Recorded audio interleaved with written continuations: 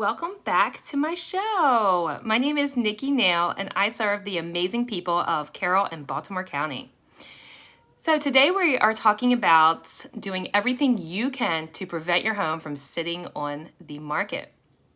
This weekend I showed about 30 homes to potential buyers, and there were a couple that actually had been sitting on the market for more than 60 days, and I was surprised because the market in our area right now is moving very quickly. Most homes have multiple offers within the first couple of days. But then again, these houses showed perfectly and they were easy to show. And that makes a big difference. So today we are going to get some tips here on how to keep your house from sitting on the market and for it to sell quickly.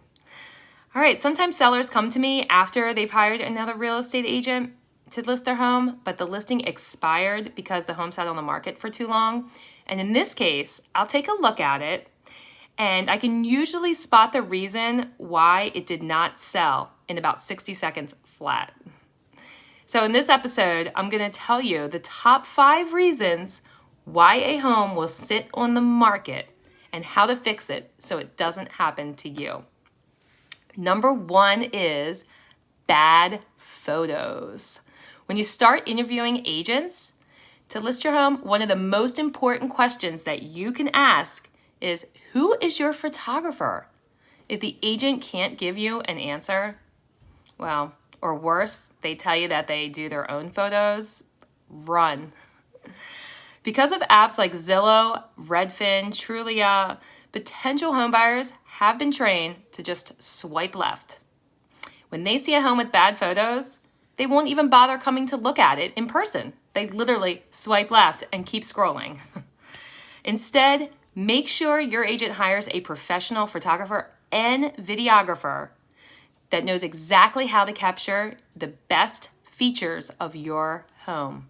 This is the first step to driving tons of traffic and getting all of those showings and offers. Number 2 is bad decor. Well, unless they're an interior designer with a trained eye, it's really difficult for the average buyer to see past your decor.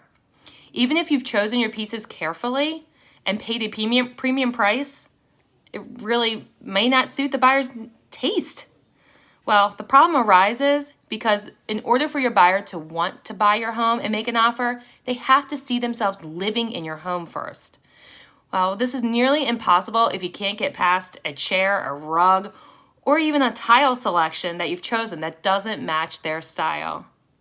Sure, everyone knows that a rug can be replaced, but if the rug is so offensive that the buyer can't get past it, it's likely that they won't be able to see themselves moving in either. Eliminate this entire scenario by removing all unnecessary clutter, updating your furniture decor, and using neutral color palettes. You can use a little pop of appeal here and there, but make sure most of it overall is neutral and that the paint on the walls is neutral as well. So this just appeals to the masses, which is the best way to go about getting the multiple offers on your home as well. If you don't know how to do any of this, well, I am able to contact you with an amazing home stager so that you can get started. Number 3 reason is bad pricing. This is probably the most common culprit. Contrary to popular belief, the price of a home is not what you think it is, but what a buyer is willing to pay.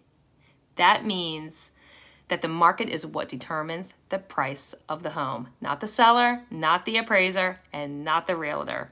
The buyer and their offer, that's what your home is worth.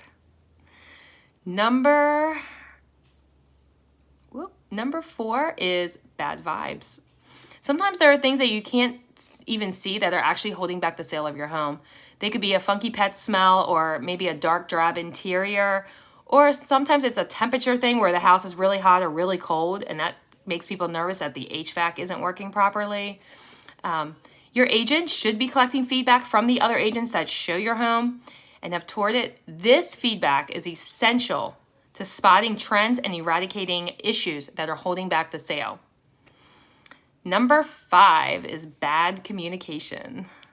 Sometimes the home is perfect, but it's a lack of communication that actually hinders the sale.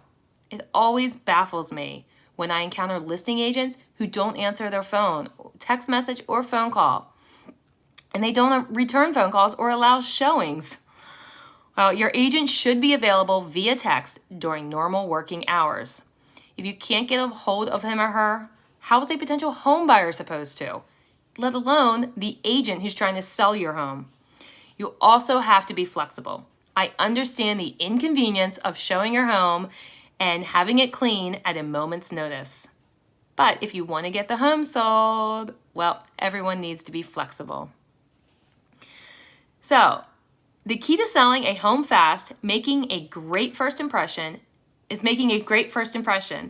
this is where a skillful agent, like myself, steps in. Before listing a property, I love to visit the space that we're listing and make recommendations on things that I think need to happen to make the house most marketable. At this point, you may be convinced that you need some guidance around the area of getting your home to sell quickly versus having it sit. But you may also be thinking that you have no idea where to start. If you're thinking about making a move, I can help you through the process. Just send me a message or text me, 410-746-6238. No pressure, no sales tactics, just the help and guidance that you need. Finally, if you're a resident of Carroll or Baltimore County, I want to let you know that you can visit my Instagram at NikkiNail_homes to see my community blog and to activate a link that will be sent to your email so that you can keep up with all of the local events happening in our community. Feel free to post any questions or concerns that you may have in the chat below, and I will happily get back and answer them as soon as I can. Thank you so much for joining me today, and I'll see you in the next episode.